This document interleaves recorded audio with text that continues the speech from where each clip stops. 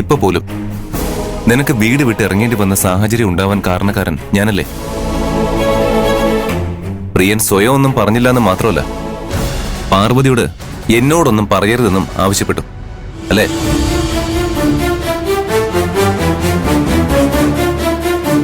എന്നെ അറിയിച്ചിരുന്നെങ്കിൽ അപ്പൊ തന്നെ വന്ന് പ്രിയന്റെ അമ്മയോട് സംസാരിച്ച് എല്ലാം ഞാൻ സോൾവ് ചെയ്തേനെ.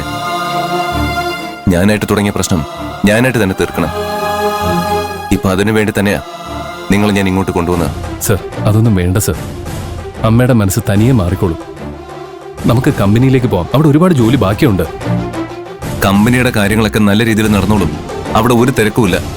പക്ഷേ ഇവിടുത്തെ പ്രശ്നം ഇപ്പൊ തന്നെ തീർക്കണം. ഇനി അത് വെച്ച് നീട്ടുന്നത് ശരിയല്ല. പ്രിയൻ എന്റെ കൂടെ അകത്തേക്ക് വാ. വെറുതെ കൂടെ നിന്നാ മതി, എല്ലാം ഞാൻ സംസാരിച്ചോളാം. സർ, അമ്മ ഇപ്പോ നമ്മളാരും പറയുന്നത് കേൾക്കാനുള്ള മാനസികാവസ്ഥയിലല്ല. സാറിന് എന്റെ അമ്മയെ അറിയാത്തോണ്ടാ. അമ്മ ഒരു കാര്യം തീരുമാനിച്ച അത് മാറ്റാൻ ആര് വിചാരിച്ചാലും പറ്റില്ല. എന്റെ അമ്മ ഭയങ്കര വാശിക്കാരിയാണ് സർ. സ്വന്തം മക്കളുടെ കാര്യത്തില് എല്ലാ അമ്മമാരും അങ്ങനെ തന്നെയാണ്. എന്റെ വീട്ടിലും ഇങ്ങനൊരു അമ്മയുണ്ട്. സർ, അമ്മ ദേഷ്യത്തിൽ എന്തൊക്കെ പറയുമെന്ന് ഊഹിക്കാൻ പോലും പറ്റില്ല. സാറ് വെറുതെ ചീത്ത കേൾക്കാൻ പോകണ്ട.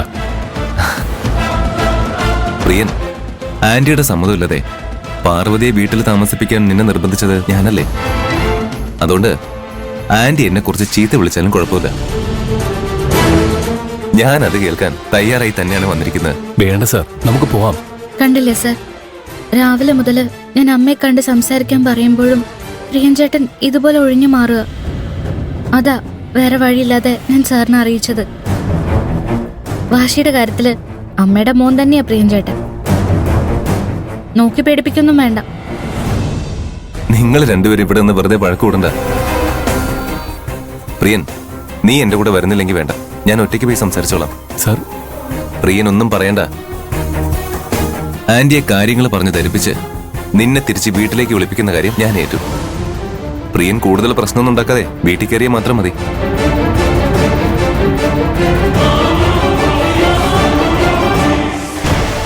കൈലാഷ് സാറിന് അമ്മ എന്തെങ്കിലും തരത്തിൽ അപമാനിച്ച അതിന് കാരണക്കാരി നീ മാത്രമാ.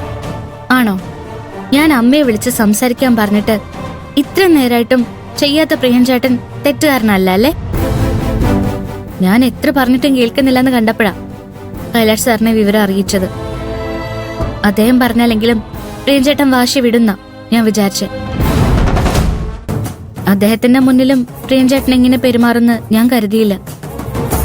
ഇവിടെ വരെ വന്നിട്ട് അമ്മയെ കാണാൻ അകത്ത് പോകാൻ പോലും കഴിയില്ല അല്ലേ? അമ്മയെ പറ്റി എനിക്കറിയാവുന്നത് പോലെ വേറെ ആർക്കും അറിയില്ല. അമ്മയുടെ ക്ഷമയുടെ നെല്ലിപ്പലക പൊളിയാറായിട്ടിരിക്കുക. കൈലാഷ് സാറ് ആ നെല്ലിപ്പലകയിൽ ഡാൻസ് കളിക്കാനാ പോയിരിക്കുന്നത്. സാറിന്റെ അവസ്ഥ എന്താവോ എന്തോ.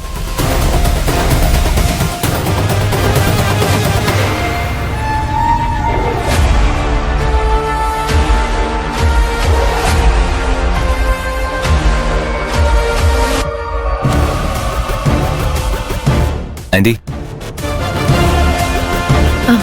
മോനോ, വാ മോനെ, ഇരിക്കും മോനെ. കാപ്പി എടുക്കട്ടെ? ഏയ് ഒന്നും വേണ്ട ആന്റി, ഞാൻ ഓഫീസിൽ നിന്ന് കഴിച്ചിട്ട് ഇറങ്ങിയത്. ഞാൻ ഇങ്ങോട്ട് വന്നത് ഒരു പ്രധാനപ്പെട്ട കാര്യം സംസാരിക്കാനാ. ആന്റി ഇരിക്കെ.